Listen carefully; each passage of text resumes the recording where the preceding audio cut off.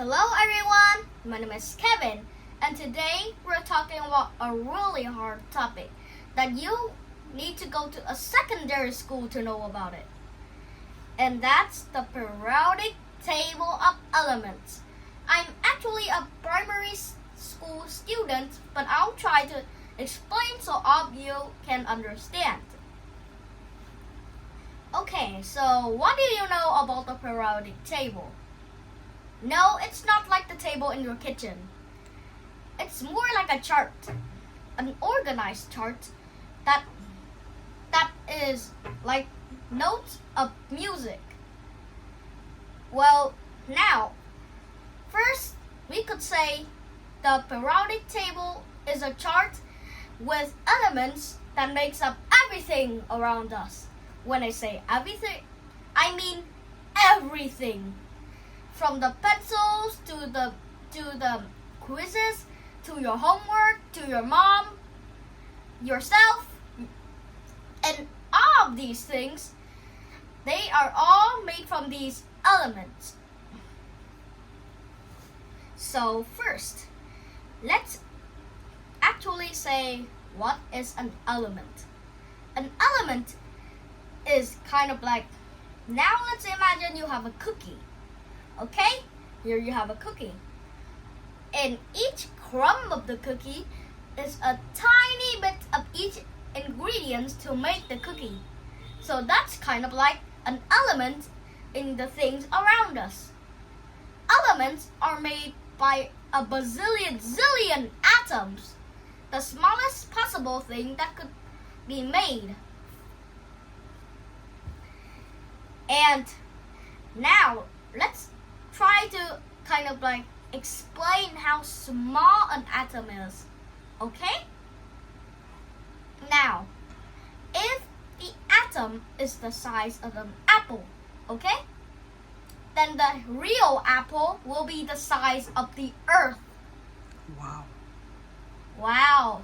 That's a really big thing. Right?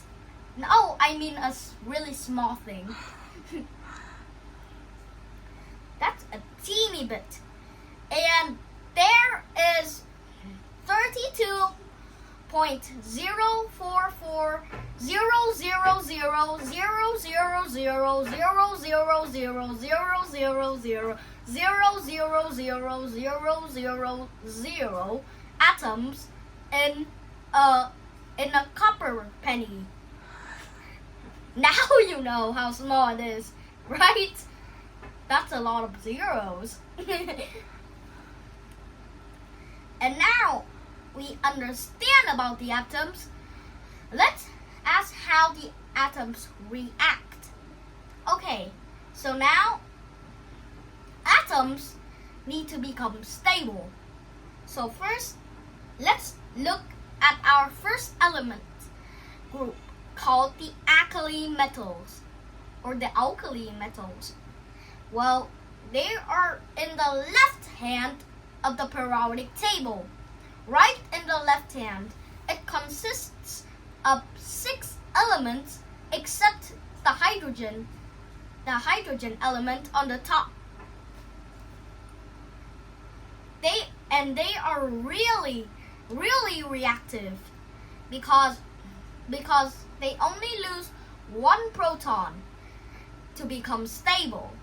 So how could an atom become stable?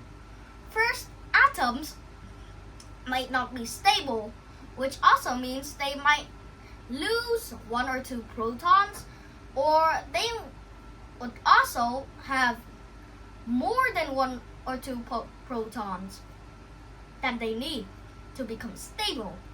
So if they are almost becoming stable, they will be more reactive, kind of like the alkali earth metals. Actually, the next one besides the alkali metals, it's right connected after it.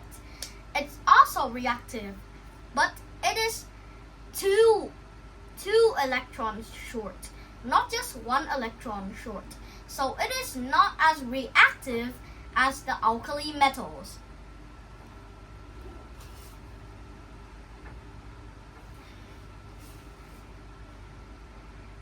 So that also means that the alkali earth metals will have a smaller explosion if you added them to water. Because, yes, a chemical reaction. And the next element group we're talking about is the transition metals. This is the huge block in the middle. Well, they're in the middle of the noble gases, the big square block, and the alkali earth metals and the alkali metals. Kind of like the part in the middle.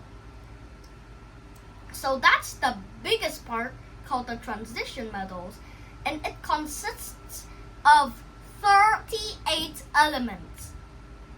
38 elements. This is also the home for the first radioactive and artificial element, technetium. Do you know how it was made? Okay, so kind of like, do you know a nuclear plant? So the water is heated up by the nuclear, it goes through funnels and finally goes back and being recycled. Kind of like that. And in that process, the radioactive nuclear inside will pass on protons to the outside. This is a form of radioactivity. And a type of metal called molybdenum, shielding it, will be added one more proton. So molybdenum has 42 protons, but only one more proton and it will change into something else. And it changes into the new element, technetium. Also, these group of elements are actually really ductile, which means it can be drawn into a wire, kind of like your chewing gum that you chew in your teeth.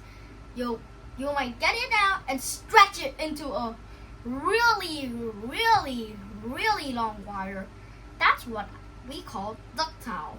Gold, for example, when heated up, you can play it like the chewing gum, and actually an ounce of gold can be drawn into a wire 50 miles long.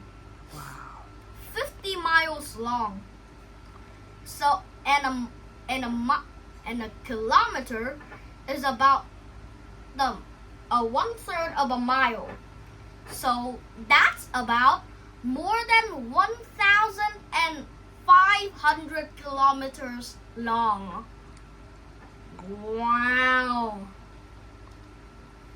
And also, these have a really, really high melting point. Tungsten, the metal that has the highest melting point known, it has a melting point of 3,244 degrees Celsius. That's the tip of its melting point.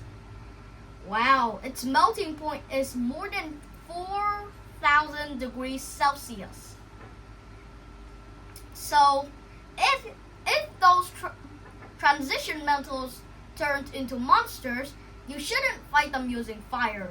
It would take them kind of like billions of years for them to burn.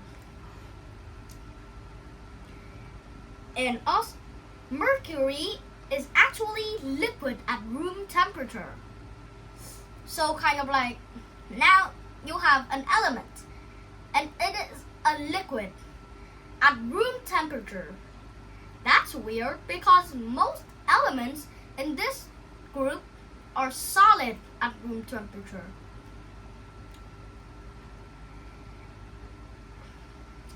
The next one we're talking about is the non-metals. And non-metals, are non-metals, which means they are not metals. They are really, really abundant on the planet. Well, I can name some of them, and you'll find them really, really common. Phosphorus, sulfur, oxygen, carbon. Those are really common. They could be found in plant fertilizers, the atmosphere, the biosphere, and every living thing. They could be found anywhere, even inside your body too.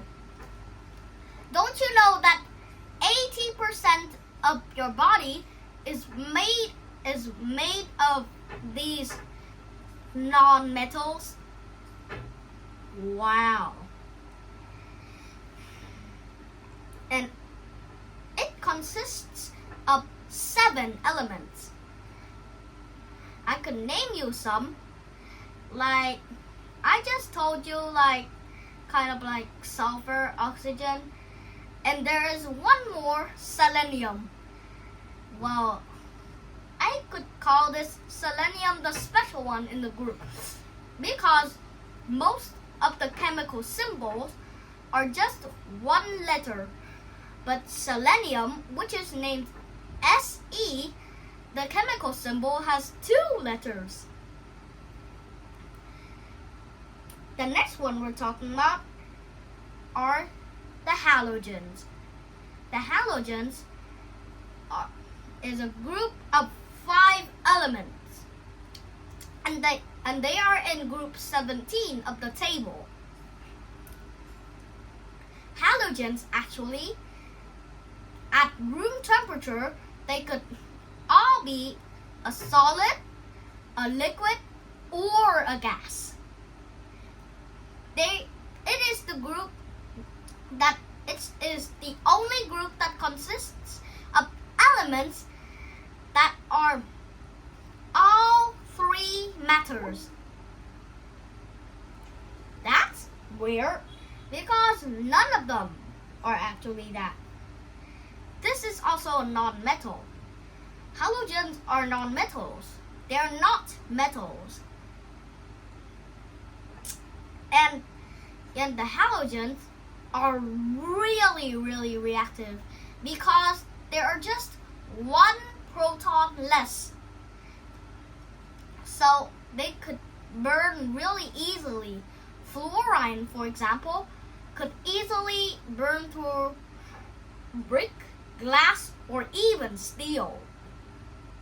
That's a great way to burn. That's why, when I read a book about volcanoes, they said there was hydrogen fluoride, and it contains fluorine. I think that's why the lava is so penetrative, and it could melt anything. The next one we're talking about is the post-transition metals, or the poor metals, which is a nickname. Well, these are metals, and these have really, really low melting points. I can tell you a funny story. For decades, people have been pranking people with gallium. Its low melting point could cause it to be kind of like melted in warm water. Only in hot or warm water. So people make kind of like the spoons of gallium, and then a visitor buys a cup of hot water, puts the spoon in, and then kind of like rests for a little bit. But when the visitor takes the spoon up, he or she will kind of like, what happened to my spoon? That's how they prank the people. And this group of metals consists of 11 elements. Well, they kind of like 5 over here. The next one of 3 over here, 2 and 1. It's kind of like a slide, steering down. We also have something more. We have the metalloids, which is also in the huge kind of like rectangular block that is next to the noble gases. And this group is called the metalloids. Well, kind of like, why do you have the name metalloid? Kind of like metals that come from alien poop. No, I'm just kidding. Metalloids, they sure hear a bit alienic, but that's real. The metalloids are named such because they have some metallic characteristics and some non-metallic characteristics. So kind of like it's a mix. And what element shows you this? Well, it's silicon. Silicon is an element that is used for thousands of uses. Well, in your computer, it could be used as a semiconductor that conducts electricity as power for your computer too, for your computer screens. Kind of like, now, did you notice the hole that your parents usually put kind of like the wire into it to kind of like so the kind of like the computer gets its electricity. So in this wire, okay, it has 2 things: electricity going forward here and electricity going backward here. This is a power called AC, and it goes in 2 directions. Now first you have a silicon conductor. Well, it will not work well because it's DC, which means it only lets the electricity go in, but no way going out. So if you add some other elements, then it could go through the currents up here and down here. And finally, we are at the bottom of the periodic table. At the bottom, I mean the bottom. That section is called the lanthanides and actinides portion of the periodic table. Well, why are they named lanthanides and actinides? Those names are a bit kind of like, I don't know how to call these names, but it actually comes from an element. These names come from an element. The first element to be discovered and put into this group. The lanthanides are named after the element lanthanum, and the actinides are named after the element actinium. Wow, it's just so interesting. Well, the actinides are very, very, very radioactive. Kind of like curium will glow red-violet in the dark, while einsteinium will glow cyan in the dark. Kind of like cyan is kind of like sky blue, kind of like that. And also, these are metals. And our final group of elements we're talking about is the noble gases. Well, why are they called noble gases? I'm asking that question again. I'm so curious. Well, it's because all of them don't react. They're so stable that the father of the periodic table, which is Dmitry Ivanovich Mendeleev, didn't realize that there are noble gases around here. Yeah, like helium, neon, krypton, those gases like that. All of them are stable, which means they have a complete valence layer of electrons.